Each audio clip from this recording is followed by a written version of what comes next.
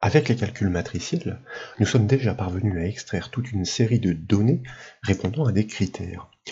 Pour l'énumération des résultats, nous avons souvent employé la fonction grande valeur imbriquée dans les fonctions d'extraction, index et équive.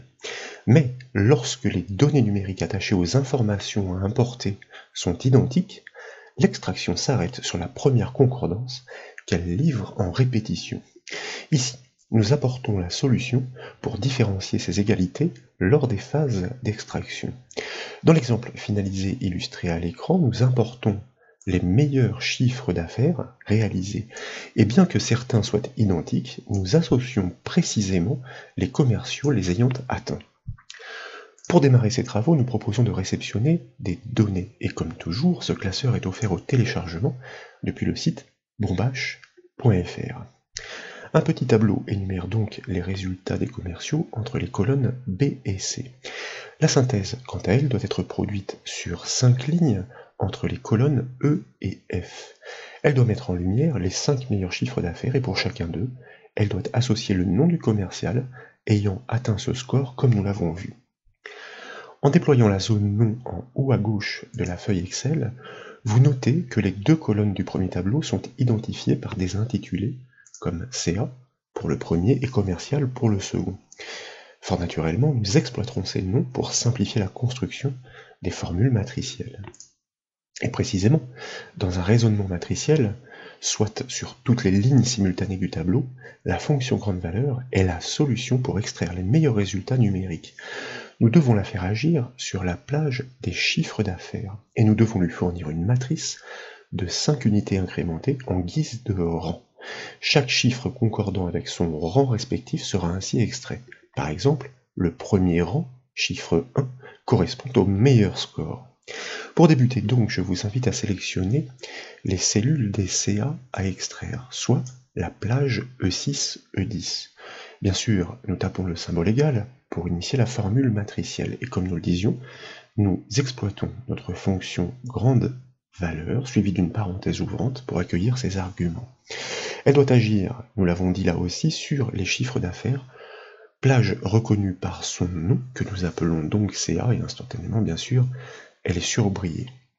De fait, nous tapons un point-virgule pour passer dans l'argument du rang, et nous allons créer cette matrice virtuelle grâce aux accolades, et puis procéder à l'énumération des rangs que nous souhaitons extraire dans l'ordre, le 1 pour le plus grand chiffre d'affaires, le 2 pour le suivant, etc., jusqu'au 5e, puisque nous en voulons 5.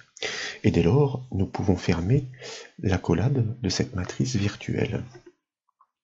Et puis, dans l'enchaînement, nous pouvons fermer la parenthèse de la fonction grande valeur. Dès lors, nous n'avons plus qu'à valider cette formule matricielle, comme vous le savez, nécessairement par le raccourci clavier CTRL majuscule Entrée. Les 5 meilleurs chiffres d'affaires sont effectivement extraits, qui plus est, comme vous pouvez le voir, dans l'ordre décroissant grâce à ces fameux rangs, et c'est une toute petite formule, comme le rappelle la barre de formule, qui réalise cette prouesse. Désormais, nous devons exploiter la fonction d'extraction, qui est la fonction index. Elle doit être combinée à la fonction équive qui, selon le précédent calcul, celui-ci, repère les positions des données à importer.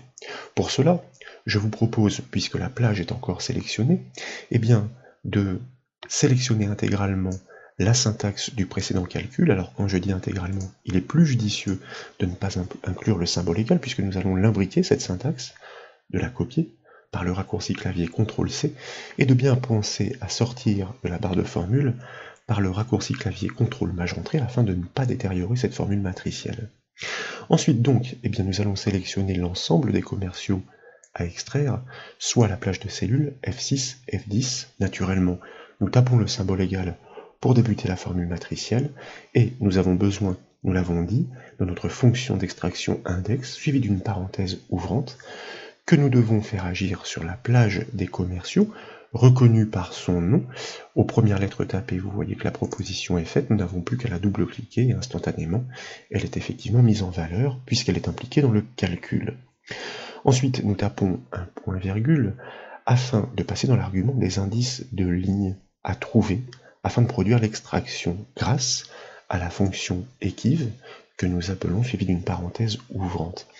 Et en premier argument, pour la valeur cherchée de cette fonction équive, eh bien nous allons lui passer le précédent calcul que nous collons donc, CTRL V par exemple, qui fait appel à la fonction grande valeur pour justement repérer les positions de tous ces meilleurs chiffres d'affaires. Mais pour cela, nous devons recouper ce critère matriciel, donc nous tapons un point virgule, et en guise de tableau de recherche, eh bien nous allons simplement lui désigner la matrice des chiffres d'affaires reconnue par son nom, soit CA. Ainsi, nous réalisons la recherche matricielle pour lesquelles les positions des plus grands scores coïncident. Sachant que la matrice d'extraction est définie sur la colonne des commerciaux, nous devrions pouvoir extraire leur nom. Nous devons néanmoins terminer la syntaxe de notre fonction équive. Nous tapons un point virgule suivi du chiffre 0 pour réaliser une recherche exacte. Donc nous fermons ensuite la parenthèse de la fonction équive, et puis nous pouvons fermer la parenthèse de la fonction index. L'indice de colonne n'est en effet pas utile à renseigner, c'est-à-dire le troisième argument de cette fonction index. Comme la recherche est effectuée dans une rangée unique, celle des commerciaux, eh bien la fonction index pointera directement et naturellement sur cette dernière. Nous pouvons désormais valider notre formule matricielle d'extraction par le raccourci clavier CTRL majuscule Entrée. Et comme vous pouvez le voir, qu'il plus est avec une syntaxe relativement simple, tous les commerciaux associés à ces chiffres sont parfaitement rapatriés. Néanmoins, le contexte actuel est idéal, aucun score n'est identique à un autre. Si par exemple, pour l'un des vendeurs, comme le vendeur honnête, eh bien nous remontions son chiffre d'affaires à 16 100 pour produire une égalité, à validation, la synthèse est beaucoup moins séduisante. Ce commercial associé à ce chiffre est repéré en premier. De fait, son nom est répliqué à 2 reprises. Pourtant, c'est bien le vendeur mauve qui devrait être ensuite restitué.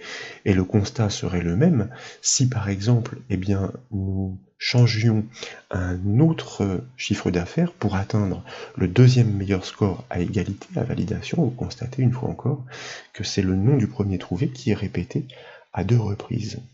Et c'est une astuce tout à fait particulière qui permet d'extraire les données tout en effectuant la distinction des valeurs communes correspondantes. Faut-il encore la connaître?